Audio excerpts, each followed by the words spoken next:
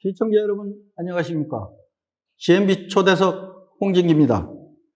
4.15 총선에 출마를 선언한 예비 후보님들을 모시고 포부를 듣는 시간을 기획하였습니다. 소통과 협력을 통한 지역발전을 모색하고 소개함으로써 유권자 여러분에게 이해를 돕기 위해 기획하였습니다. 총선을 앞두고 바쁜 일정을 보내고 계시는 고상진 후보님, 초대에 응해 주셔서 대단히 감사합니다. 감사합니다. 먼저 시청자 여러분에게 인사 말씀하시죠. 안녕하십니까.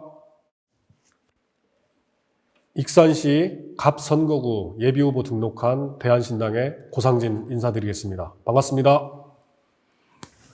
예, 박종환 백제문화개발사업 위원장님도 함께 하셨습니다. 인사하시죠. GMB 시청자 여러분 안녕하십니까. 4.15 국회 총선에 바른 선택, 바른 정치를 할 수 있도록 올바른 선택을 할 수 있도록 최선을 다하겠습니다. 감사합니다. 감사합니다. 그럼 지금부터 고상진 예비 후보님의 포부를 좀 들어보는 시간을 갖도록 하겠습니다. 고 후보님, 네. 국회의원을 왜 하시려고 하는지 좀 궁금합니다. 지금 우리 시청자 여러분들께서도 잘 아시겠지만 우리 국회가 매번 선거 때마다 한 40% 내외 물갈이를 했습니다. 그럼에도 불구하고 이번 20대 국회가 최악의 국회라는, 동물국회, 식물국회라는 그런 오명을 벗지 못하고 있습니다. 그것은 바로 사람이 바뀐다라고 해서 국회가 바뀌는 게 아니라 정치판이 바뀌어야 된다는 생각을 가지고 있습니다. 정치판이 바뀐다라는 것은 결국에는 양극단의 거대 정당 사이 속에서 균형추 역할을 할 수 있는 그런 새로운 정당이 반드시 출현해야 된다. 그런 생각을 가지고 있습니다. 그렇게 해서 우리 국회에서도 서로 다름을 인정하면서 그런 다름 속에서 서로의 생각을 좁혀가는 그런 정치가 반드시 다시 회생이 되어야 된다. 그래야 민생을 통한 그런 정치가 이루어질 수 있다고 생각을 합니다. 예, 대한신당 고상진 후보님의 포부와 의지를 담은 출마 의견을 좀 짧게 듣고 싶습니다. 예. 지금 이제 국회의원은 과거 이제 김대중 대통령께서 이런 말씀을 하셨습니다. 정치인들은 국민들보다 반보만 앞서가라. 그것은 뭐냐면 변화를 이끌어가라는 그런 취지의 말씀이셨는데 요즘 정치 쪽에서는 국회의원들이 국민들보다 반보만 뒤처져 가도 그나마 괜찮은 정치인으로 평가를 받고 있습니다. 그만큼 우리 정치가 국민들의 뜻과 생각을 제대로 이끌어가지 못하고 있다. 변화를 수용하지 못하고 있다는 그런 안타까운 현실입니다. 그래서 저는 가까운 데에서 우리 국민들 속에서 국민들이 저에게 만약에 기회를 주신다면 저는 국민들의 권능과 권한과 권력을 위임받은 대리인으로서 국민들의 뜻을 구현하는 데 최선의 노력을 다하고자 합니다. 우리 박종환 위원장님 한 말씀 해주시죠. 우리 고상진 후보의 오늘 정치를 하게 된 그런 포부를 듣고 보니까 신이지만은 아주 중량감 있는 그런 정치의 비전을 갖고 있는 것 같아서 좀 내가 걱정을 많이 했는데 참 좋은 정치관을 갖고 있다. 뒤에서 시민들이 좋아하겠다. 그런 생각이 들어갑니다. 감사합니다. 네. 그분이 그동안 총선 출마를 결심하고 많은 사람들을 만났을 텐데 네네. 그 만날 때마다 느낀 점이 좀 있었을 텐데 어떤 것이 좀 있었을까요? 제가 이제 정치를 처음 시작한 것은 2008년도입니다. 그때 유성엽, 그때 정읍 지역구에서 무소속 출마를 하셨던 유성엽 의원과 정치를 시작했는데 저는 유성엽 의원이 이렇게 겉으로 비춰지는 그런 이미지와 굉장히 다른 부분이 있습니다. 그건 뭐냐면 강자에게 굉장히 강하고 약자에게는 매우 약한 그런 정치를 하셨습니다. 결국엔 뭐냐면 중앙에서 나보다 힘이 센 사람에게는 더 강하게 나의 주장을 요구하고 하지만 우리 지역민들이 나에게 원하는 것들을 내가 우리 지역민들을 위해서 어떻게 해야 될지, 어떻게 봉사를 하고 그 뜻을 받들지에 대해서 굉장히 고민하시는 모습을 보면서 이건 정치 서비스다. 그런 생각을 가지고 있었습니다. 그런데 저는 이제 그 모든 300명 국회의원들이 다 그런 줄만 알고 있었는데 우리 익산의 시민들을 만나봤을 때 과연 우리 익산 시민들이 그런 정치 서비스를 받고 있느냐라는 측면에서 봤을 때는 좀 회의적인 현재 상태에서는 그런 부분을 많이 느꼈고 제가 만약에 기회가 된다면 저는 우리 익산 시민들께 정치 서비스를 최대한 해드리고 싶다라는 그런 생각을 가지고 있습니다. 고 후보님 지난 20대 총선에서 국민의당 그 당내 경선을 한 것으로 알고 있습니다. 이번에는 아마 젊고 새롭다는 가치를 내걸고 재도전을 하셨는데요. 그 말이 구태 정치에 대한 반발로도 이해가 되거든요. 혹시 또 다른 뜻이 담겨 있나요? 뭐 다른 뜻은 없습니다. 젊고 새롭다라는 것은 소신이 분명해야 된다. 저는 그렇게 생각을 합니다. 저희가 이제 세대로 보면은 70년대, 제가 73년생입니다만 70년대 이때 태어난 저희 같은 세대들은 최초로 그때 X세대라고 그랬습니다. X세대는 뭐냐면 과거의 어떤 학생운동 세대들과는 조금 구별이 돼서 각자의 개성대로 표현하는 데 있어서 주저함이 없는 그게 곧 X세대의 특성이었거든요. 그런 측면에서 봤을 때 현재 우리나라 정당 정치에서 고착화되어 가고 있는 가장 고질적인 구태가 바로 보수 정치입니다. 그래서 민주당이라는 120명, 또 자유한국당이라는 110명, 거대 정당이 있지만 당 내부에서의 어떤 또 다른 목소리, 다름을 인정하지 않는, 그리고 그냥 묻어서 가는 그런 구태 정치가 지금의 오늘날 꽉 막힌 우리 전국의 가장 근본적 원인이 된다라고 저는 생각을 하고, 제가 만약에 기회가 된다면 저는 정당 내에서도 소신 있는 저의 발언으로서 우리 유권자들의 속을 시원하게 해드릴 수 있는 그런 정치를 해보고 싶습니다. 소신 있는 정치인. 그렇습니다. 예. 우리 위원장님, 소신 있는 정치인이 되겠다는데 한 말씀 해주시죠. 예, 정치는 소신도 있어야지만은 지금 우리 지역구에 보면 갑 지역구에 3선 의원이 있고 을 지역구에 지금 4선 의원이 있습니다. 우리 고상진 후보가 그 젊은 피, 새로운 신인으로 그 3선 의원을 향하여 지금 도전을 하고 있는데, 시민들이 생각하기에 다윗과 골리앗 싸움이다, 이런 얘기를 합니다. 근데 우리 시민들이 볼 때 우리 고상진 후보가 시인으로서 내가 이번에 정말로 지역을 위해서 꼭 뭔가 성취할 수 있도록 그 시인답게 네거티브 그런 선거운동 하지 말고 나의 장점을 알리는 그런 선거운동으로서 좋은 선거가 됐으면 좋겠다는 선배로서 그런 생각이 들어갑니다. 네, 명심하겠습니다. 우리 후보께서는 오랜 기간 동안 국회의원 정책자문 보좌진으로 활동을 한 것으로 알고 있습니다. 그동안 많은 경험과 전문 지식이 있을 텐데요. 익산을 위해서 반드시 이것만은 꼭 이뤄내겠다 하는 목표가 있다면 무엇이 있는지요? 예. 우리 익산은 저는 그렇게 생각을 합니다. 그 익산이 95년도 익산, 이리시가 통합됐을 때 사실은 이리시가 가지고 있는 도시의 특성과 익산군이 가지고 있는 도시의 특성은 분명히 다릅니다. 이리시는 신흥도시였고 익산군은 왕도였습니다. 2000년 전에 왕도로 그런 기능을 했던 그런 아주 전통 있는 도시의 기능이 있었는데 이게 이제 갑자기 통합을 하다 보니까 익산시의 정체성이 조금 불분명하다.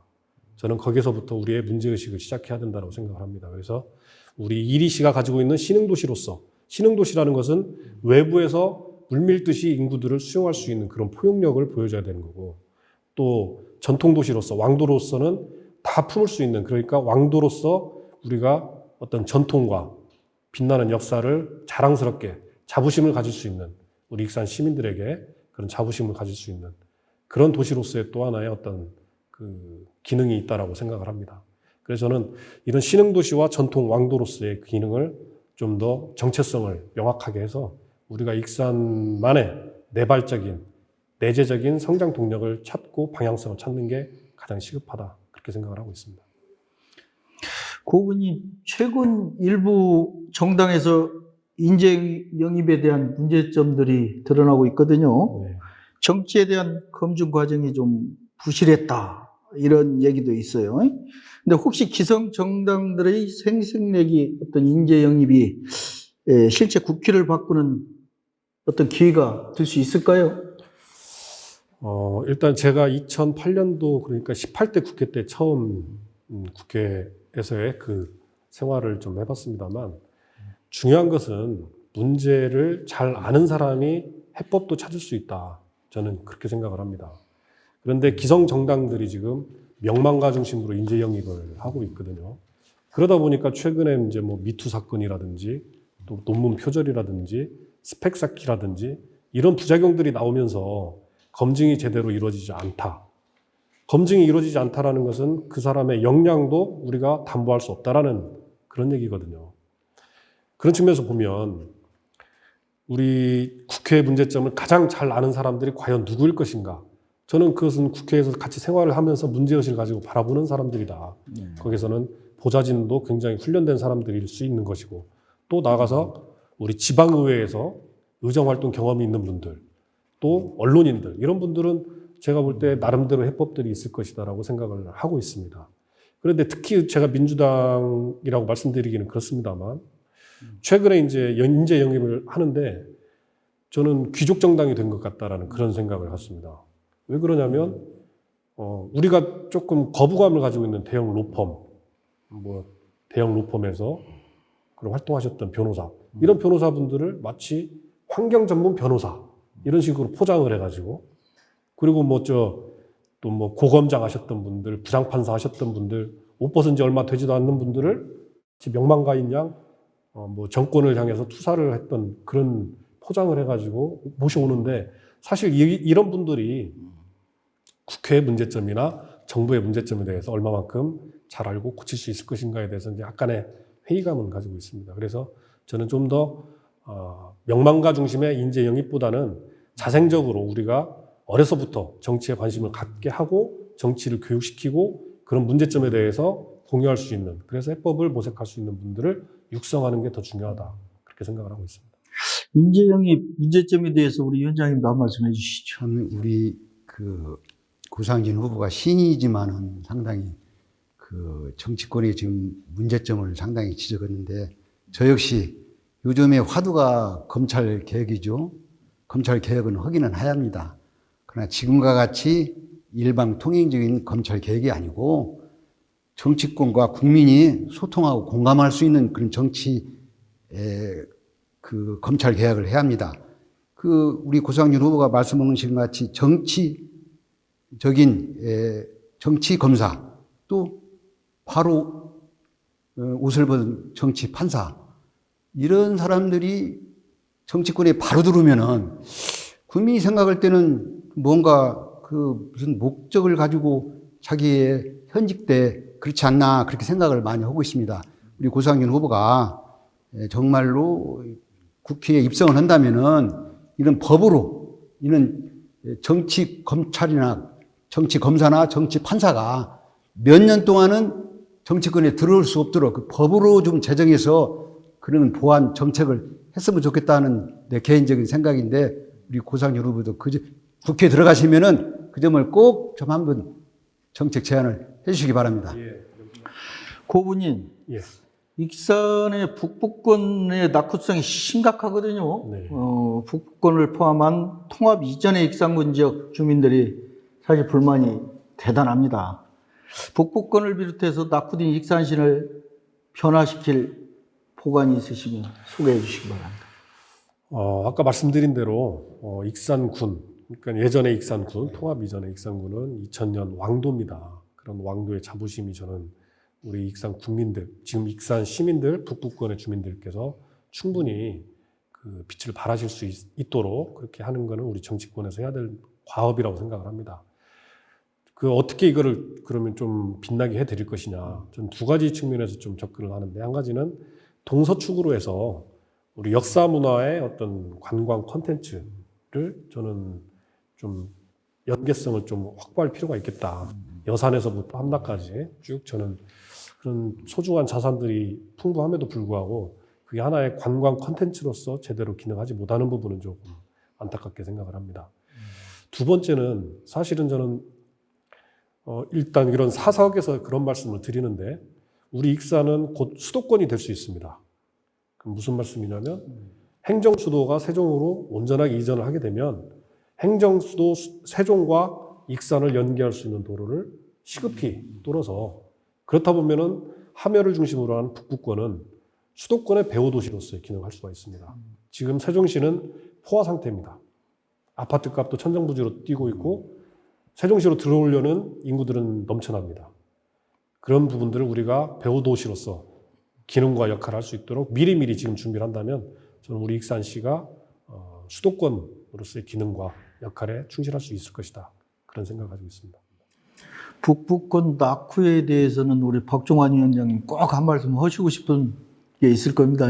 네, 고상진 후보님, 저도 북부권 출신, 하멜 출신입니다. 그 하멜이 그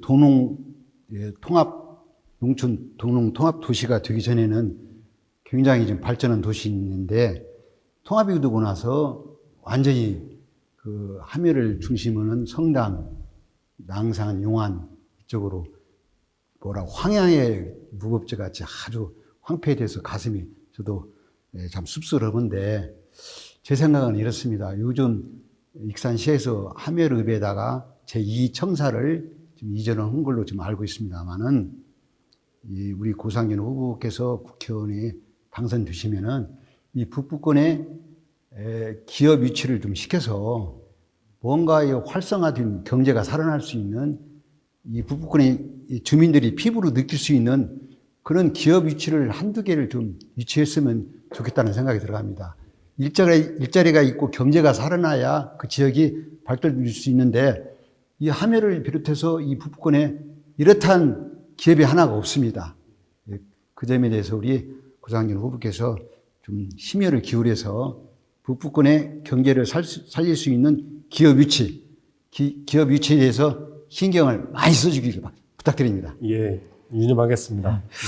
우리 고 후보님 그 새만금을 통한 황해권 시대 개막을 대비해서 익산시의 대응 방향과 발전 전략에 대한 평소 소견이 있으신가요?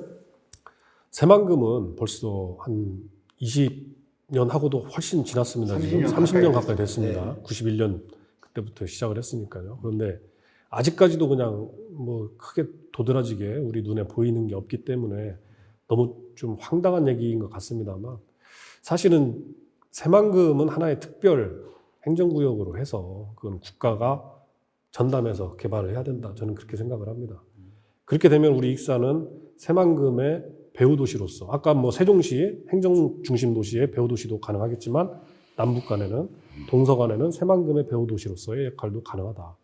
덧붙여서 저는 새만금이 지금 추진하고 있는 트라이포트 사업이 있습니다. 그는 공항과 항만과 철도 세 가지가 연계돼서 물류의 기지로서 역할을 하는 건데 저는 그중에서 우리 철도 물류와 관련해서는 익산이 선도적으로 선점해 나가야 된다.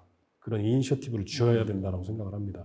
그래서 유라시아 지금 한참 우리 익산 시민들의 그런 염원을 담겨 있는 그런 그 희망 어린 요구도 있습니다만 유라시아 이전에 새만금 트라이포트 가운데 철도 물류 그 중에서 새만금 항만을 통해서 중국으로 직접 갈 수 있는 철도 페리 사업에 대해서 우리 익산시가 아주 진지한 고민을 해야 된다. 저는 그렇게 생각을 합니다.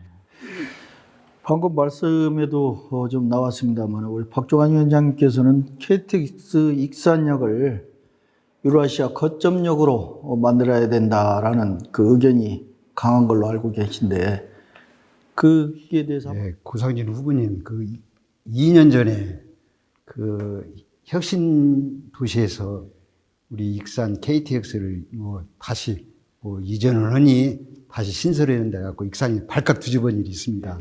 그러나 우리 익산 시민들이 현명한 지혜로 해서 그걸 막아냈습니다만은 앞으로 우리 고 후보님이 말씀하신 바와 같이 익산은 교통의 중심입니다. 4개 노선, 5개 노선이 지나가는 교통도시고 일일 평균 2만 명 이상이 교통객이 있는데 새만금 배후도시 물류 유통으로서 발전할 수 있는 역량이 많이 있습니다. 그래서 우리 익산 익산 도시는 교통의 그 중심 역할을 할 수 있는 그 역할로서 요즘 최근에 KTX 역사를 더 발전시키는과 동시에 유라시아 철도 거점역으로 그걸 만들려고 시민들도 뜻도 있고 또 시에서도 철도 정책 포럼을 만들어서 지금 통과시킨 걸로 알고 있는데 우리 고상진 후보께서도 국회의원이 되신다면은 우리 익산이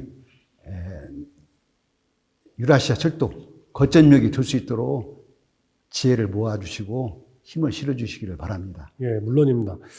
덧붙여서 유라시아 철도 거점역이 되기 위해서 우리가 그 이전의 인프라를 충분히 갖춰야 되는데 아까 말씀하신 대로 복합환승센터는 가장 기본이 될 것이고 복합환승센터를 통해서 익산역의 볼거리가 또 많이 확충이 돼야 된다, 인프라가. 그래서 저는 뭐 몇 해 전에 제가 칼럼도 썼습니다만 국립철도박물관이 지금 표류 중입니다.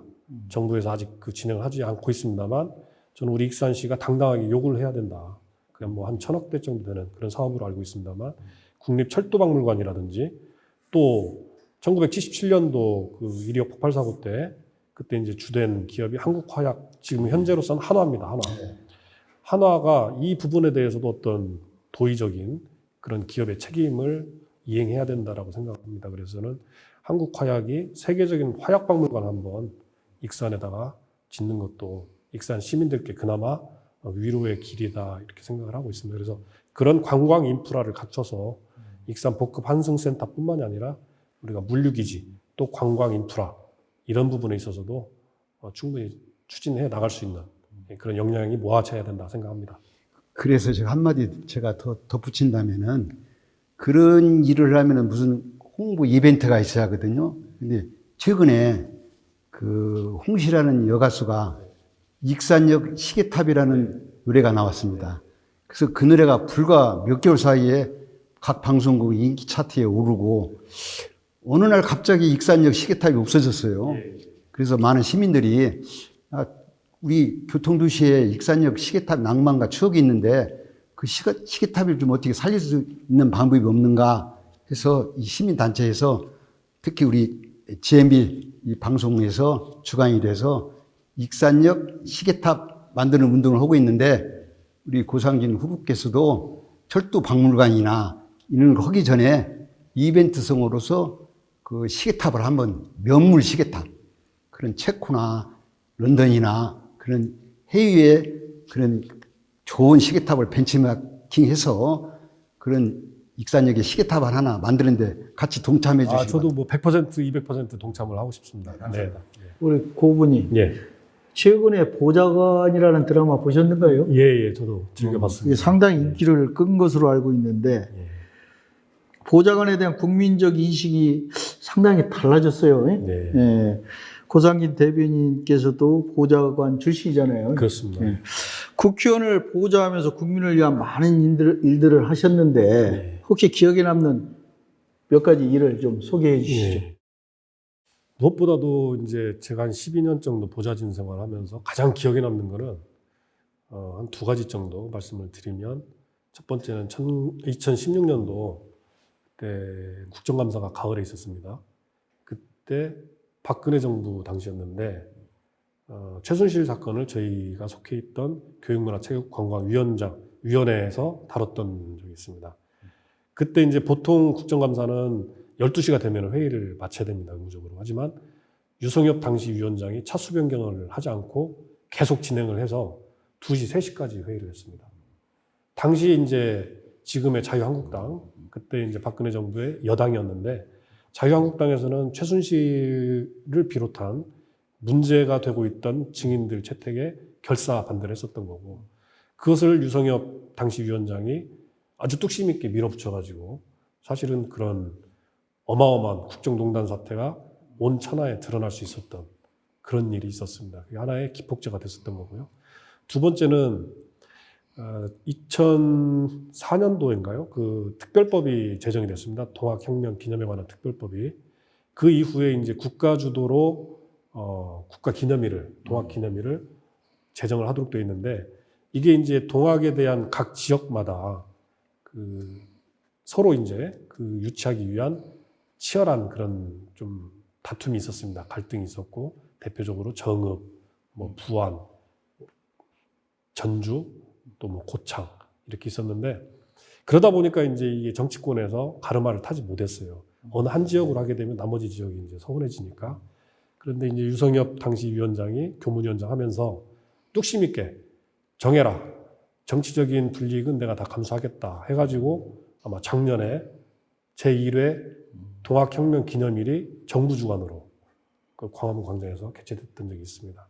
이런 부분에 있어서 정말 정치인 한 사람이 크게 바꿀 수 있는 것들은 많지는 않지만 그래도 뚝심 있게 밀고 가면 바꿀 수 있는 부분들이 분명히 있구나. 그런 측면에서 참 여러 가지 느끼는 바가 있었습니다. 유성읍 의원 보좌관을 좀 오래 하셨죠? 네. 네, 앞으로 우리 유성읍 의원의 버금가는 그런 정치력을 발휘해 주시고, 한마디 제가 하고 싶다면 2016년에 촛불정치의 혁명으로 문재인 정부가 탄생했습니다.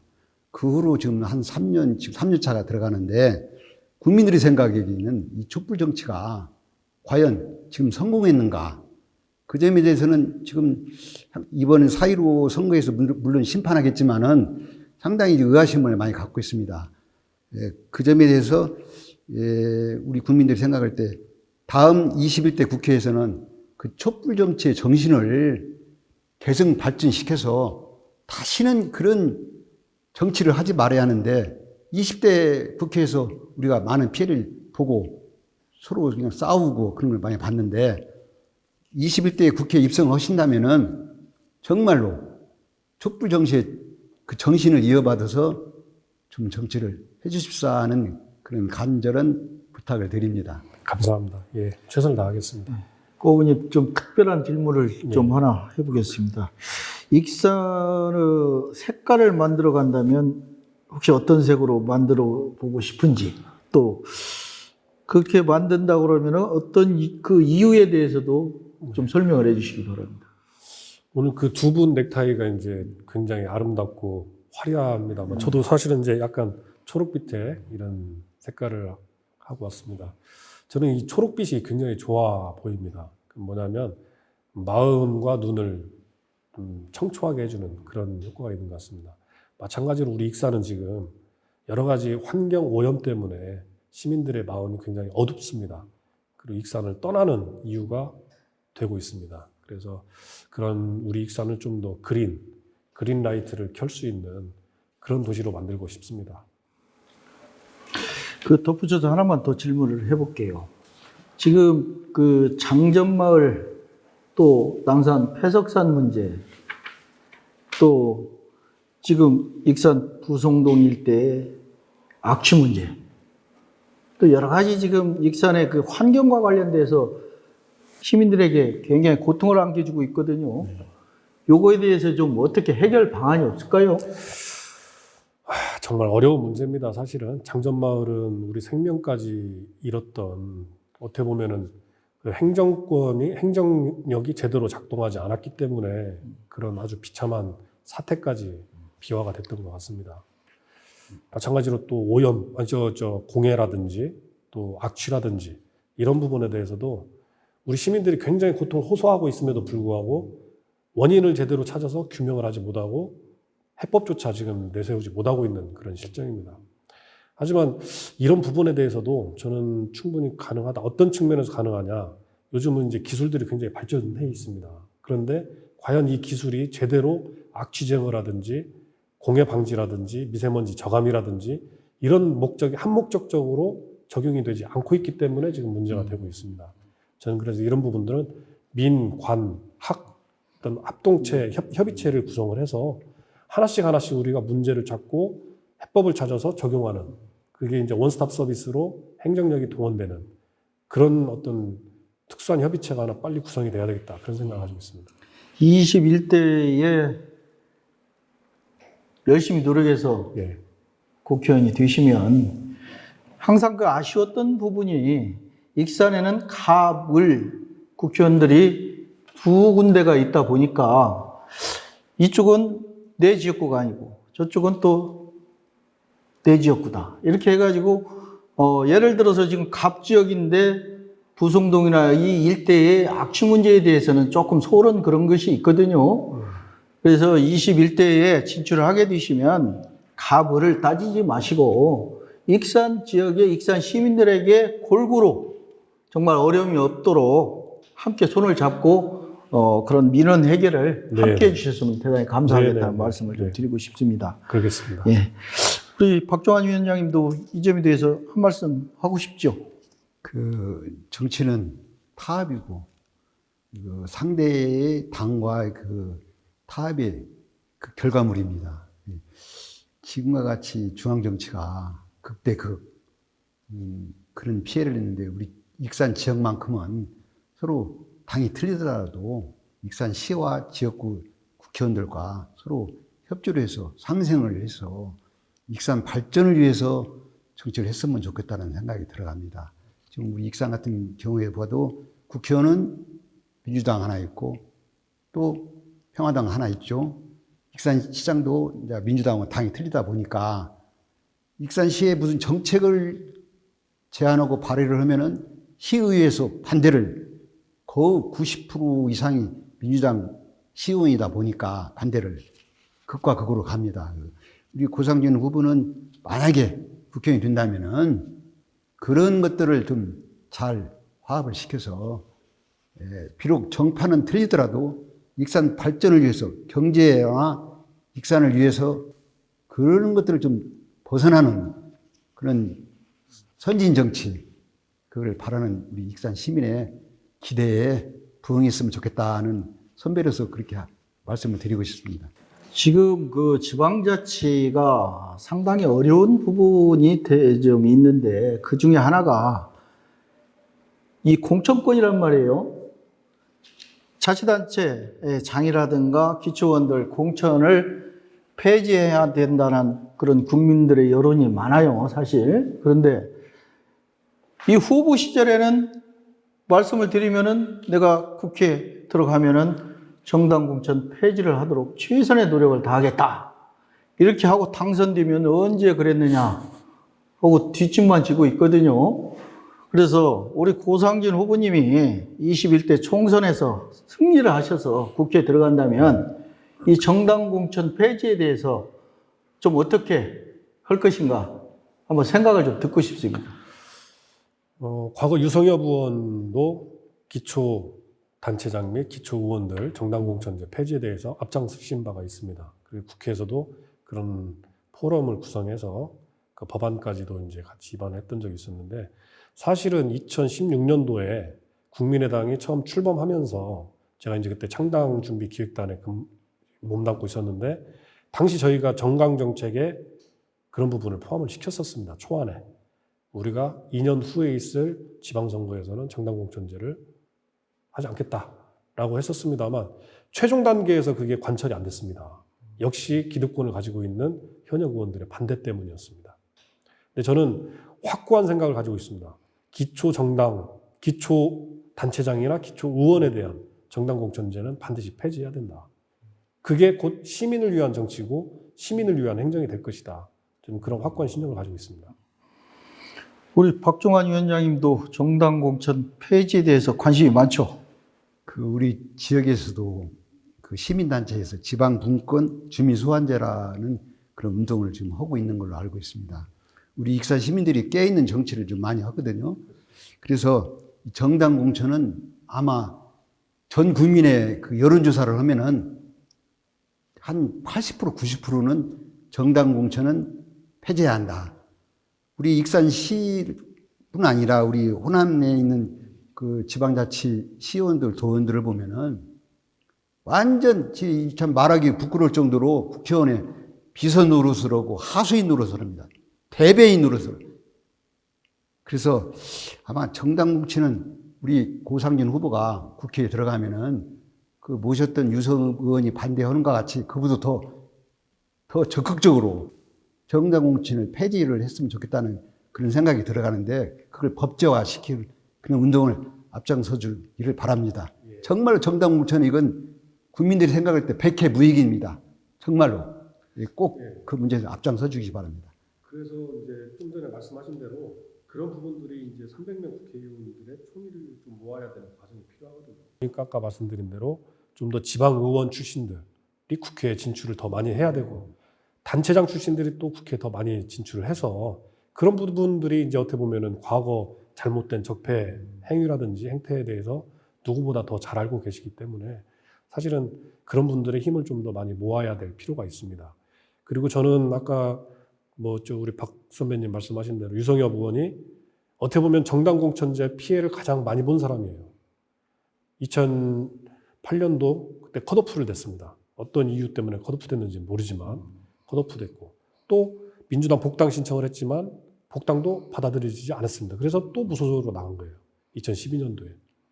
그러다 보니까 정당 공천제가 어떤 폐해를 가지고 있고 어떻게 작용하는지에 대해서 누구보다 더 많이 공부를 하고 속내를 들여봤던 그런 경험이 있습니다. 그래서 2016년도에 국민의당을 저희가 창당할 때 수기 배심원제라는 어떤 아주 특수한 그런 새로운 방식의 공천 방식을 저희가 제안을 했었습니다만 당시에는 이제 시간과 여건이 허락치 않았기 때문에 직접 적용이 안 됐습니다.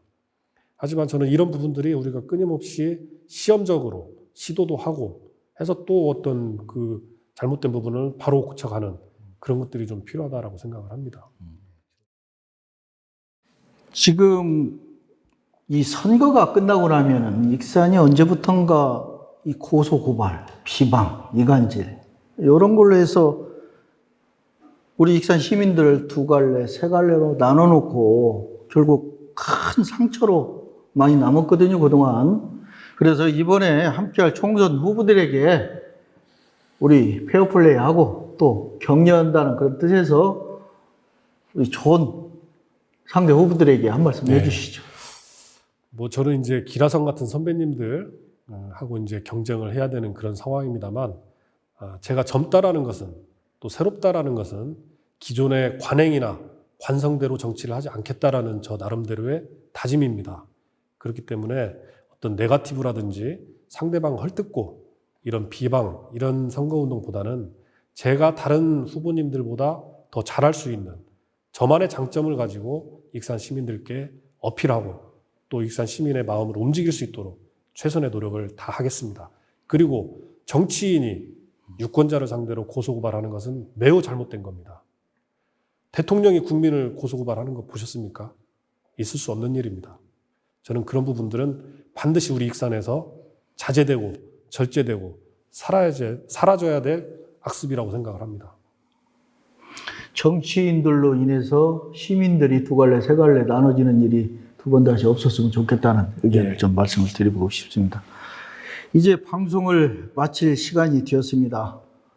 장시간 함께 해주셔서 감사합니다. 감사합니다. 네. 마무리, 우리 시청자 여러분께 마무리 인사하시죠. 익산 시민 여러분, 그동안 우리 정치가 국민들께 실망만 안겨드리고 정말 손가락질만 받았던 그런 대상이었습니다. 그렇다라고 정치를 외면해서도 안 되십니다.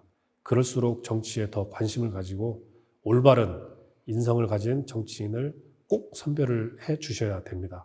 그렇게 해서 우리 정치가 민생을 바라고 국민을 두렵게 생각하는 그런 정치가 될 수 있도록 해 주셔야 할 것 같습니다. 앞으로 우리 국회 많이 바뀌어야 됩니다. 그것은 우리 익산 시민들의 선택으로부터 시작될 거라고 생각을 합니다. 감사합니다. 우리 박종환 위원장님도 마무리 인사해 주시죠. 오늘 익산 갑의 고상진 후보의 정치 변을 듣고 보니까 신인답지 않게 준비를 많이 했구나. 그래서 우리 시민들이 오늘 방송을 보고 많은 판단을 하실 것 같습니다. 정말 우리 고상진 그 후보 오늘 그 정치의 변과 같이 그 마음 변하지 않고 잘 해주기를 부탁드립니다. 시청자 여러분, 어떻게 보셨습니까? 오늘 두 분을 모시고 많은 대화를 나눈 것 같습니다. 앞으로 더 많은 내용을 가지고 찾아뵙겠다는 약속을 드리면서 오늘 방송을 모두 마치도록 하겠습니다. 시청자 여러분, 시청해 주셔서 대단히 감사합니다. 감사합니다. 수고했습니다. 워낙 수고가 아이고, 수고하셨습니다.